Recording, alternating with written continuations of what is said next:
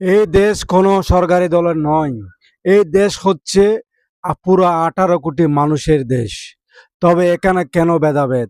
ওই দল গেল, ওই দল গেল না কেন? এটা কোনো পার্থক্য নয়, বিষয় নয়। বিষয় হচ্ছে সময়ের স্বল্পতার কারণে যে আগে যেতে পেরেছে তার প্রচারটা আগে হয়েছে। তবে আমাদের বাংলাদেশের জামাতের আমির ডক্টর শফিকুর রহমান হয়তো ওনার সময় হয়েছে, উনি আগে গিয়েছে। আমাদের বাঁশখালী সাতকানিয়াতে উনি মানবতার হাত বাড়াই দিয়েছেন। অবশ্যই ওনাকে জানায় হাজারো স্যালিউট। এরকম আরো সকল কন্টেন্ট ক্রিয়েটর বা হাজারো শত কন্টেন্ট ক্রিয়েটর আরো এই বিদ্যশালীরা এখানে যে এই বন্যা প্লাবিত অঞ্চলে গিয়ে এই মানবতার কাজগুলা করতেছে, এদেরকে ঘরবাড়িহীন মানুষদেরকে মানে খাদ্য সামগ্রী বিলেতেছে। তবে আপনাদেরকেও জানাই হাজারো স্যালুট। তবে আমাদের ওই সমালোচনা করা থেকে বিরত থেকে মানুষকে উৎসাহ দিয়ে মানুষের প্রতি পাশে থাকার চেষ্টা করুন।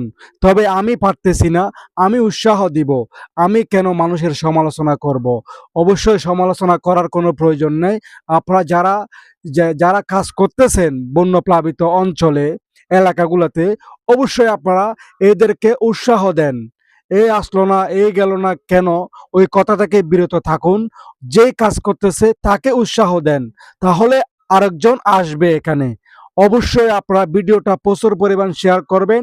কোনো দলীয়ভাবে আমি কথা বলতেছি না। আমি একজন ১৮ কোটি জনগণের মাঝে আমি একজন জনগণ বাংলাদেশের। অবশ্যই আমার কথা বলার অধিকার আছে। আমি এই কারণে কথাগুলো বলতেছি, আমার মত প্রকাশ করতেছি। যে ভালো করবে তাকে ভালো বলতে হবে। এটা হচ্ছে আমাদের বাস্তবতা, মূল লক্ষ্য। কাউকে ছোট করে আমি কথা বলতেছি না। অবশ্যই যারা এই বন্যা প্লাবিত অঞ্চলগুলোতে দক্ষিণ চট্টগ্রামে কাজ করতেছেন, অবশ্যই আপনাদেরকে হাজারো স্যালুট জানাচ্ছি।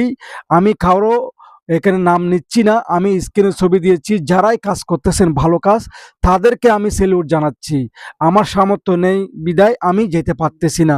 তবে আমি সোশ্যাল মিডিয়ায় ভিডিও আপলোড দিচ্ছি। ধন্যবাদ সবাই।